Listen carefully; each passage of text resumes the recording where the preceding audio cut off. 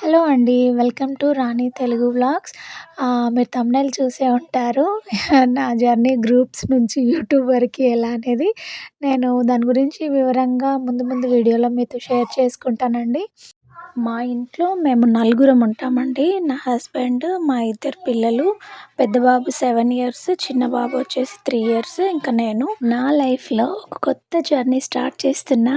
అదే యూట్యూబ్ అండి. మీ సపోర్ట్‌తో ఈ జర్నీని బ్యూటిఫుల్‌గా కంటిన్యూ చేయాలనుకుంటున్నాను.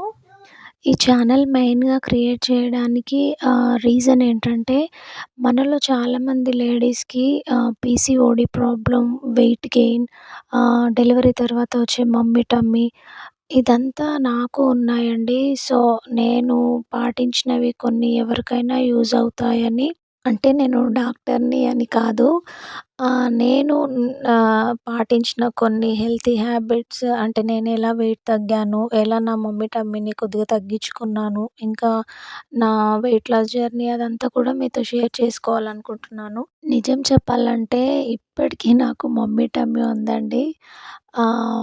ఆఫ్టర్ డెలివరీ తర్వాత పొట్ట ఎలా అంటే తగ్గేదేలే అన్నట్టు ఇంకా పెరుగుతుంది తప్ప అస్సలు తగ్గట్లేదు. సో, నేను ఇది తగ్గించుకోవాలంటే ఎలా ఏంటి అని కొన్ని చూశాను. సో, నేను పాటించేవి అవి మీతో కూడా షేర్ చేసుకుందాం అనుకుంటున్నాను. ఈ జర్నీని మీతో కూడా షేర్ చేసుకోవాలనే ఈ ఛానల్ స్టార్ట్ చేశానండి. చూద్దాం నాలాంటి వాళ్ళు ఎంతమంది ఉన్నారో, అంటే డెలివరీ తర్వాత మమ్మీ టమ్మీ తగ్గించుకోవాలని, వెయిట్ లాస్ అండ్ హెల్తీ వైపు ఎంతమంది నడుస్తారో చూద్దాం.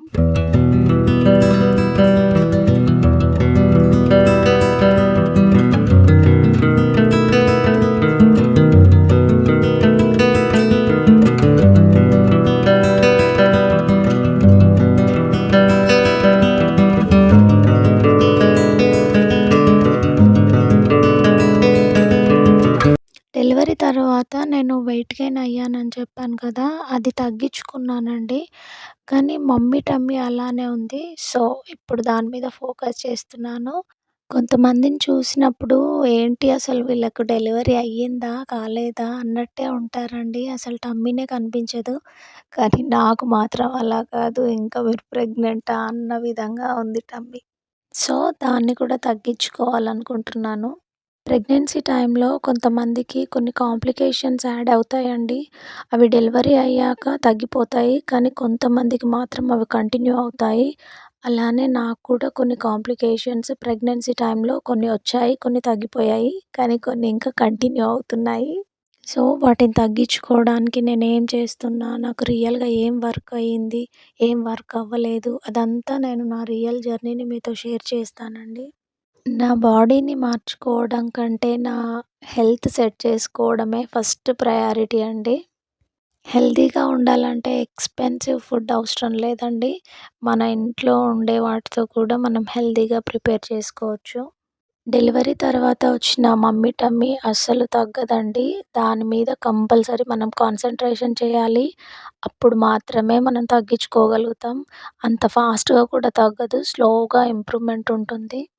ఇంకా డెలివరీ తర్వాత హెయిర్ లాస్ అనేది ఇంకా అది చెప్పవసరం లేదండి. నా భూతో నా భవిష్యత్ అన్నట్టు ఊడిపోతుంది. సో, ఒక్కొక్కటిగా అన్నిటి మీద ఫోకస్ చేద్దాం. నాతో పాటు మీరు కూడా జాయిన్ అవుతారని అనుకుంటున్నాను.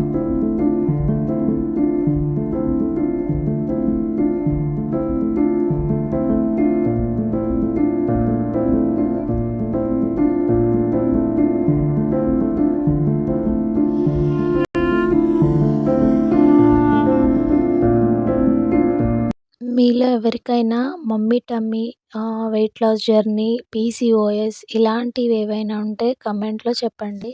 నా జర్నీలో మీరు ట్రావెల్ చేస్తారని అనుకుంటున్నాను. అంటే పర్ఫెక్ట్‌గా ఉండాల్సిన అవసరం లేదు. కానీ ప్రోగ్రెస్ ఉంటే చాలు.